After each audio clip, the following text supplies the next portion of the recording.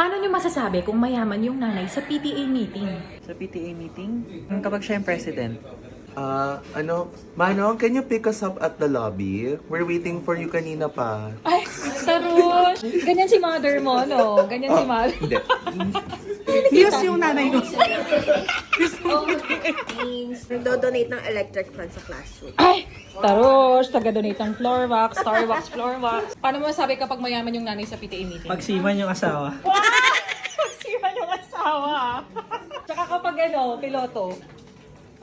Pag darating na ang laki-laki ng shoulder bag tapos papasok ng room naka-sunglass. Pag naka-LB bag, Kapag merong pa kain.